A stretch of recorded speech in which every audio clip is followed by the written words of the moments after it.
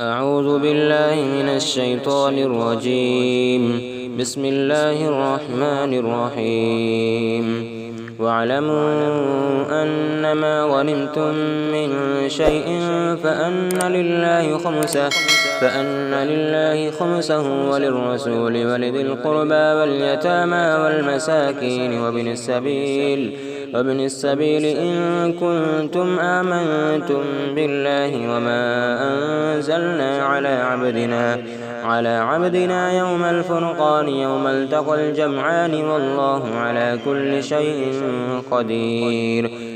إذ أنتم بالعدوة الدنيا وهم بالعدوة القصوى والركب أسفل منكم ولو تواعدتم لاختلفتم في الميعاد ولكن ليقضي الله أمرا كان مفعولا ليهلك من هلك عن بينة ويحيى من حي عن بينة وإن الله لسميع عليم. إذ يريكهم الله في منامك قليلا ولو أراكهم كثيرا لفشلتم ولتنازعتم في الأمر ولكن الله سلم إنه عليم بذات الصدور.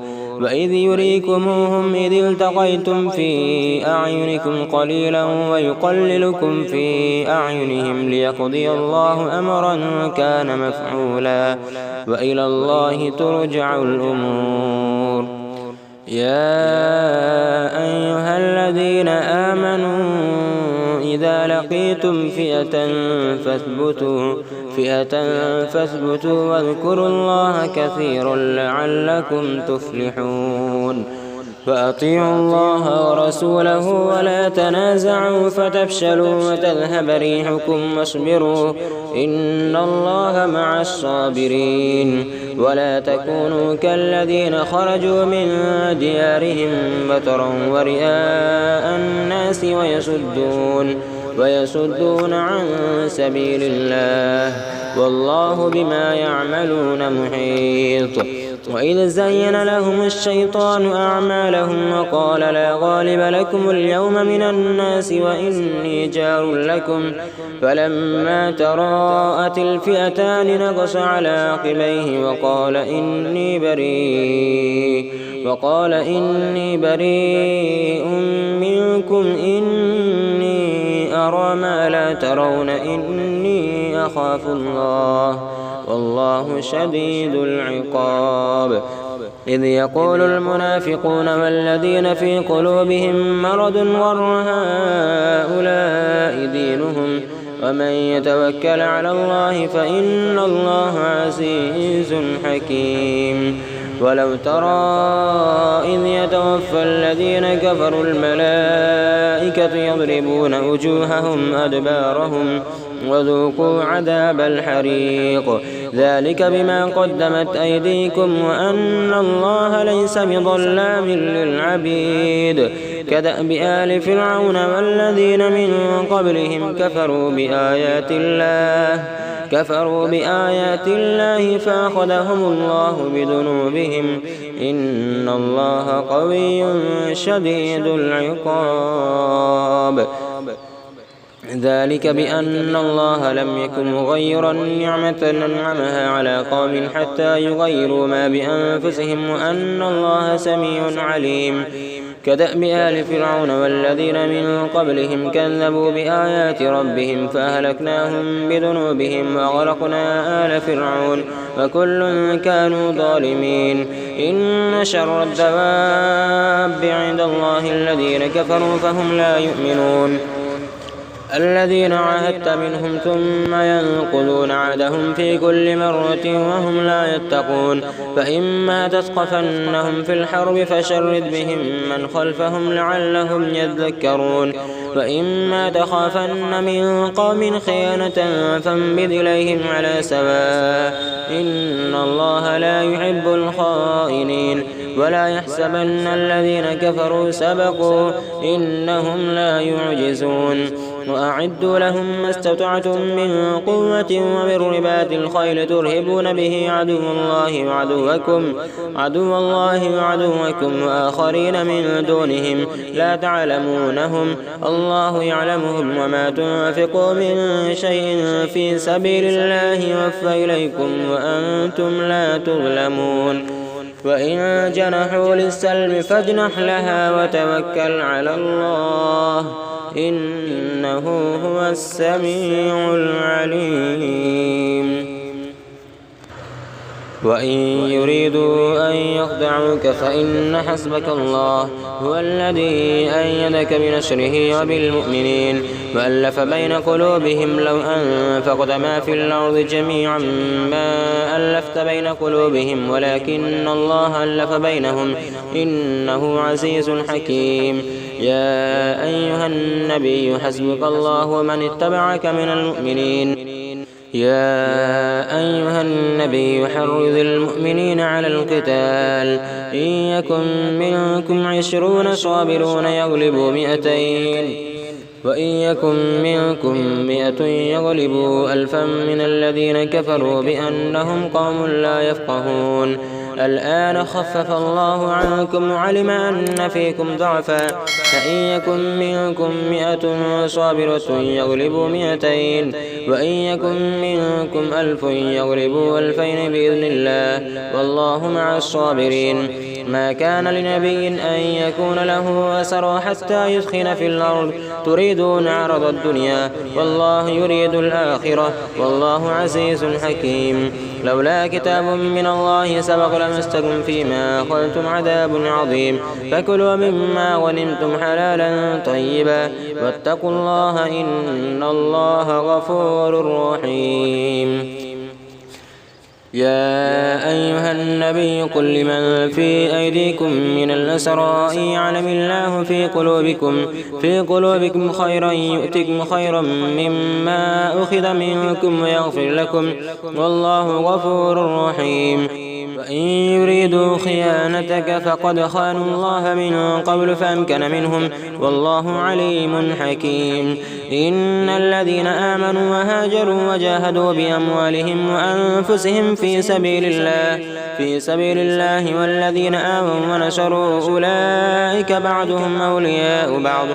والذين آمنوا ولم يهاجروا ما لكم من ولايتهم من شيء حتى يهاجروا وإن استنصروكم في الدين فعليكم النصر إلا على قوم بينكم وبينهم ميثاق والله بما تعملون بصير والذين كفروا بعضهم أولياء بعض إلا تفعلوه تكن فتنة في الأرض وفساد كبير والذين آمنوا وهاجروا وجاهدوا في سبيل الله والذين آمنوا ونصروا أولئك هم المؤمنون حقا لهم مغفرة ورزق كريم والذين آمنوا من بعد وهاجروا وجاهدوا معكم فأولئك منكم وأولو الأرحام بعضهم أولى ببعض في كتاب الله إن الله بكل شيء عليم براءة من الله ورسوله إلى الذين عاهدتم من المشركين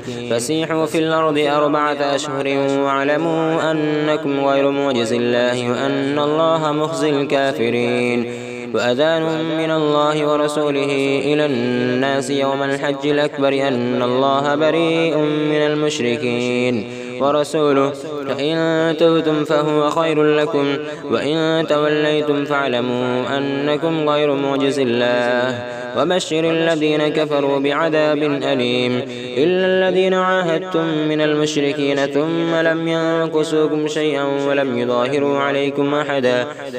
يظاهروا عليكم أحدا فأتموا إليهم عهدهم إلى مدتهم إن الله يحب المتقين فإذا انسلخ الأشهر الحرم فاقتلوا المشركين حيث وجدتموهم وخذوهم واحصروهم واقعدوا لهم كل مرصد فإن تابوا وأقاموا الصلاة وآتوا الزكاة فخلوا سبيلهم إن الله غفور رحيم وإن أحد من المشركين استجارك فأجره حتى يسمع كلام الله ثم أبلغه مأمنه ذلك بأنهم قوم لا يعلمون كيف يكون للمشركين عهد عند الله وعند رسوله إلا الذين عاهدتم عند المسجد الحرام وما استقاموا لكم فاستقيموا لهم إن الله يحب المتقين. كيف وإن يظهروا عليكم لا يرقبوا فيكم إلا ولا ذمة يرزونكم بأفواههم وتأبى قلوبهم وأكثرهم فاسقون. اشتروا بآيات الله ثمنا قليلا فصدوا عن سبيله إنهم ساء ما كانوا يعملون. لا يرقبون في مؤمن إلا ولا ذمة أولئك هم المعتدون. فإن تابوا وأقاموا الصلاة وآتوا الزكاة فإخوانكم في الدين ونفصل الآيات لقوم يعلمون. وإن نكثوا أيمانهم من بعد عهدهم وطعنوا في دينكم فقاتلوا أئمة الكفر إنهم لا أيمان لهم لعلهم ينتهون. ألا تقاتلون قوما نكثوا أيمانهم وهموا بإخراج الرسول وهم بدأوكم أول مرة أتخشونهم فالله أحق أن تخشوه إن كنتم مؤمنين.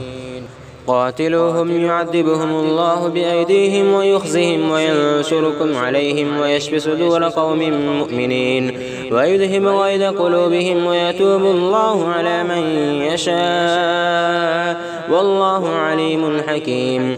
أم حسبتم أن تتركوا ولما يعلم الله الذين جاهدوا منكم ولم يتخذوا من دون الله ولا رسوله ولا المؤمنين وليجة والله خبير بما تعملون.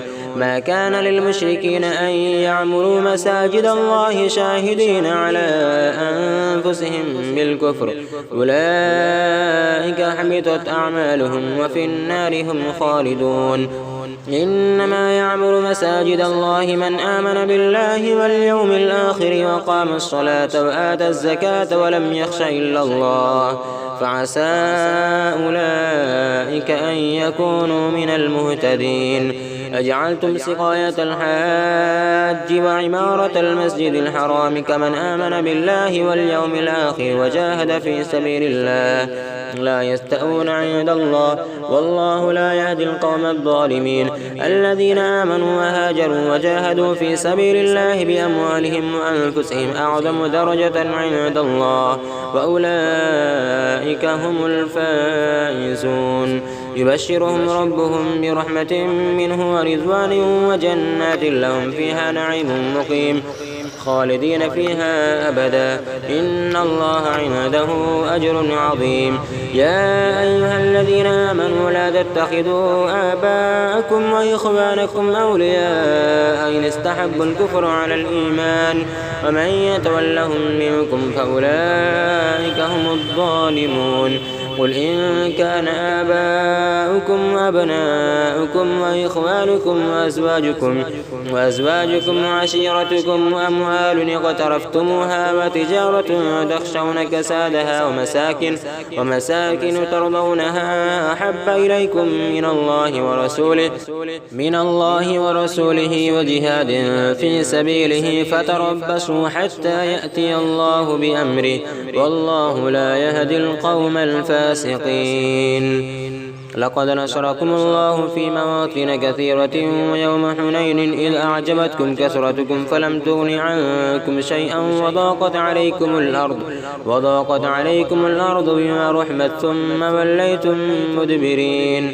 ثم أنزل الله سكينته على رسوله وعلى المؤمنين وأنزل جنودا لم تروها وعذب الذين كفروا وذلك جزاء الكافرين. ثم يتوب الله من بعد ذلك على من يشاء والله غفور رحيم. يا أيها الذين آمنوا إنما المشركون نجس فلا يقربوا المسجد الحرام بعد عامهم هذا وإن خفتم عيلة فسوف يغنيكم الله من فضله إن شاء إن الله عليم حكيم.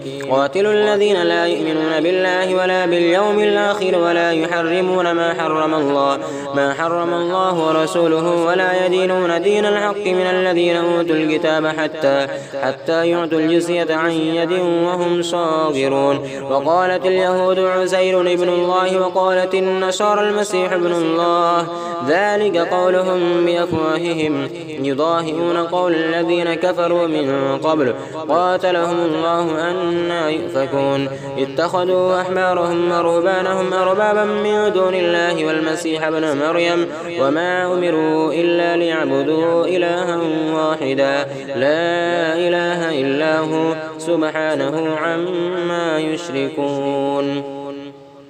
يريدون أن يطفئوا نور الله بأفواههم ويأبى الله إلا أن يتم نوره ولو كره الكافرون. هو الذي أرسل رسوله بالهدى ودين الحق ليظهره على الدين كله ولو كره المشركون. يا أيها الذين آمنوا إن كثيرا من الأحبار والرهبان لا يأكلون أموال الناس بالباطل ويصدون عن سبيل الله. والذين يكنزون الذهب والفضة ولا ينفقونها في سبيل الله فبشرهم بعذاب أليم يوم يحمى عليها في نار جهنم فتكوى بها جباههم وجنوبهم وظهورهم هذا ما كنزتم لأنفسكم فذوقوا ما كنتم تكنزون. إن عدة الشهور عند الله 12 شهرا في كتاب الله يوم خلق السماوات والأرض منها 4 حرم ذلك الدين القيم فلا تظلموا فيهن أنفسكم وقاتلوا المشركين كافة كما يقاتلونكم كافة واعلموا أن الله مع المتقين. إنما النسيء زيادة في الكفر يضل به الذين كفروا يحلونه عاما ويحرمونه عاما ليواتئوا عدة ما حرم الله فيحلوا ما حرم الله زين لهم سوء أعمالهم والله لا يهدي القوم الكافرين. يا أيها الذين آمنوا ما لكم إذا قيل لكم انفروا في سبيل الله اثاقلتم من الأرض أرضيتم بالحياة الدنيا من الآخرة فما متاع الحياة الدنيا في الآخرة إلا قليل إلا تنفروا يعذبكم عذابا أليما ويستبدل قوما غيركم ولا تضروه شيئا والله على كل شيء قدير. إلا تنصروه فقد نصره الله إذ أخرجه الذين كفروا ثاني اثنين إذ هما في الغار إذ يقول لصاحبه لا تحزن إن الله معنا فأنزل الله سكينته عليه وأيده بجنود لم تروها وجعل كلمة الذين كفروا السفلى وكلمة الله هي العليا الله عزيز حكيم. انفروا خفافا وثقالا وجاهدوا بأموالكم وأنفسكم في سبيل الله ذلكم خير لكم إن كنتم تعلمون. لو كان عرضا قريبا وسفرا قاصدا لاتبعوك ولكن بعدت عليهم الشقة وسيحلفون بالله لو استطعنا لخرجنا معكم يهلكون أنفسهم والله يعلم إنهم لكاذبون. عفى الله عنك لما أذنت لهم حتى يتبين لك الذين صدقوا وتعلم الكاذبين. لا يستأذنك الذين يؤمنون بالله واليوم الآخر أن يجاهدوا بأموالهم وأنفسهم والله عليم بالمتقين. إنما يستأذنك الذين لا يؤمنون بالله واليوم الآخر وارتابت قلوبهم فهم في ريبهم يترددون. ولو أرادوا الخروج لأعدوا له عدة ولكن كره الله بعاثهم فثبتهم وقيل اقعدوا مع القاعدين. لو خرجوا فيكم ما زادوكم إلا خبالا ولأودعوا خلالكم يبغونكم الفتنة وفيكم سماعون لهم والله عليم بالظالمين. لقد ابتغوا الفتنة من قبل وقلبوا لك الأمور حتى جاء الحق وظهر أمر الله وهم كارهون. ومنهم من يقول ائذن لي ولا تفتني ألا في الفتنة سقطوا وإن جهنم لمحيطة بالكافرين إن تصبك حسنة تسؤهم وإن تصبك مصيبة يقولوا قد أخذنا أمرنا من قبل ويتولوا وهم فرحون قل لن يصيبنا إلا ما كتب الله لنا هو مولانا وعلى الله فليتوكل المؤمنون قل هل تربصون بنا إلا إحدى الحسنين ونحن نتربص بكم أن يصيبكم الله بعذاب من عنده أو بأيدينا فتربصوا إنا معكم متربصون قل أنفقوا طوعا أو كرها لن يتقبل منكم إنكم كنتم قوما فاسقين وما منعهم أن تقبل منهم نفقاتهم إلا أنهم كفروا بالله وبرسوله ولا يأتون الصلاة إلا وهم كسالى ولا ينفقون إلا وهم كارهون فلا تعجبك أموالهم ولا أولادهم إنما يريد الله ليعذبهم بها في الدنيا وتزهق أنفسهم وهم كافرون ويحلفون بالله إنهم لمنكم وما هم منكم ولكنهم قوم يفرقون لو يجدون ملجأ أو مغارات أو مدخلا لولوا إليه وهم يجمعون ومنهم من يلمزك في الصدقات فإن أعطوا منها رضوا وإن لم يعطوا منها إذا هم يسخطون ولو أنهم رضوا ما آتاهم الله ورسوله وقالوا حسبنا الله سيؤتينا الله من فضله ورسوله إنا إلى الله راغبون إنما الصدقات للفقراء والمساكين والعاملين عليها والمؤلفة قلوبهم وفي الرقاب والغارمين وفي سبيل الله وابن السبيل فريضة من الله والله عليم حكيم ومنهم الذين يؤذون النبي ويقولون هو أذن قل أذن خير لكم يؤمن بالله ويؤمن للمؤمنين ورحمة للذين آمنوا منكم والذين يؤذون رسول الله لهم عذاب أليم يحلفون بالله لكم ليرضوكم والله ورسوله حق أن يرضوه إن كانوا مؤمنين ألم يعلموا أنه من يحادد الله ورسوله فأن له نار جهنم خالدا فيها ذلك الخزي العظيم يحذر المنافقون أن تنزل عليهم سورة تنبئهم بما في قلوبهم قل استهزئوا إن الله مخرج ما تحذرون ولئن سألتهم ليقولن إنما كنا نخوض ونلعب قل أبالله وآياته ورسوله كنتم تستهزئون لا تعتذروا قد كفرتم بعد إيمانكم إن نعفو عن طائفة منكم نعذب طائفة بأنهم كانوا مجرمين المنافقون والمنافقات بعضهم من بعض يأمرون بالمنكر وينهون عن المعروف ويقبضون أيديهم نسوا الله فنسيهم إن المنافقين هم الفاسقون وعد الله المنافقين والمنافقات والكفار نار جهنم خالدين فيها هي حسبهم ولعنهم الله ولهم عذاب مقيم كالذين من قبلكم كانوا أشد منكم قوة وأكثر أموالا وأولادا فاستمتعوا بخلاقهم فاستمتعتم بخلاقكم كما استمتع الذين من قبلكم بخلاقهم وخذتم كالذي خاضوا أولئك حبطت أعمالهم في الدنيا والآخرة وأولئك هم الخاسرون ألم يأتكم نبأ الذين من قبلكم قوم نوح وعاد وثمود وقوم إبراهيم وأصحاب مدين والمؤتفكات أتتهم رسلهم بالبينات فما كان الله ليظلمهم ولكن كانوا أنفسهم يظلمون والمؤمنون والمؤمنات بعضهم أولياء بعض يأمرون بالمعروف وينهون عن المنكر ويقيمون الصلاة ويؤتون الزكاة ويطيعون الله ورسوله أولئك سيرحمهم الله إن الله عزيز حكيم وعد الله المؤمنين والمؤمنات جنات تجري من تحتها الأنهار خالدين فيها ومساكن طيبة في جنات عدن ورضوان من الله أكبر ذلك هو الفوز العظيم يا أيها النبي جاهد الكفار والمنافقين واغلظ عليهم ومأواهم جهنم وبئس المصير يحلفون بالله ما قالوا ولقد قالوا كلمة الكفر وكفروا بعد إسلامهم وهموا بما لم ينالوا وما نقموا إلا أن أغناهم الله ورسوله من فضله فإن يتوبوا يك خيرا لهم وإن يتولوا يعذبهم الله عذابا أليما في الدنيا والآخرة وما لهم في الأرض من ولي ولا نصير.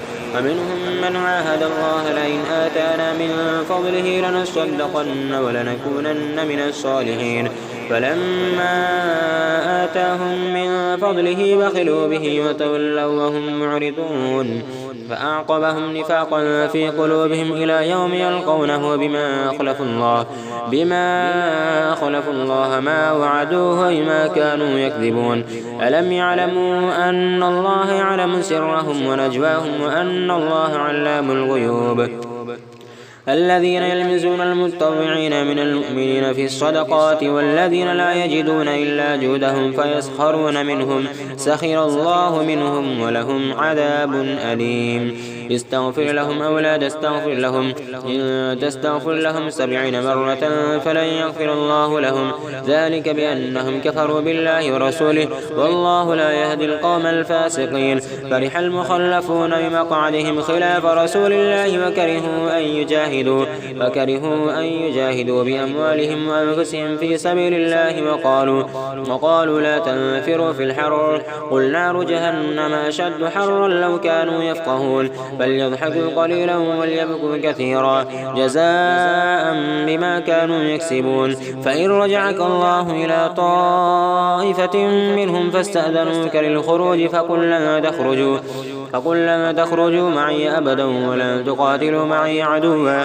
إنكم رضيتم بالقعود أول مرة فاقعدوا مع الخالفين ولا تصل على أحد منهم مات أبدا ولا تقم على قبره إنهم كفروا بالله ورسوله وماتوا وهم فاسقون. ولا تعجبك أموالهم وأولادهم إنما يريد الله أن يعذبهم بها في الدنيا وتزهق أنفسهم وهم كافرون. وإذا أنزلت سورة أن آمنوا بالله وجاهدوا مع رسوله استأذنك أولو الطول منهم وقالوا ذرنا نكن مع القاعدين رضوا بأن يكونوا مع الخوالف يطبع على قلوبهم فهم لا يفقهون. لكن الرسول والذين آمنوا معه جاهدوا بأموالهم وأنفسهم فأولئك لهم الخيرات أولئك هم المفلحون. أعد الله لهم جنات تجري من تحتها الأنهار خالدين فيها ذلك الفوز العظيم. وجاء المعذرون من الأعراب ليؤذن لهم وقعد الذين كذبوا الله ورسوله سيصيب الذين كفروا منهم عذاب أليم. ليس على الضعفاء ولا على المرضى ولا على الذين لا يجدون ما ينفقون حرج إذا نصحوا لله ورسوله على المحسنين من سبيل والله غفور رحيم. ولا على الذين إذا ما أتوك لتحملهم قلت لا أجد ما أحملكم عليه تولوا وأعينهم تفيض من الدمع حزنا ألا يجدوا ما ينفقون. إنما السبيل على الذين يستأذنونك وهم أغنياء رضوا بأن يكونوا مع الخوالف وتبع الله على قلوبهم فهم لا يعلمون.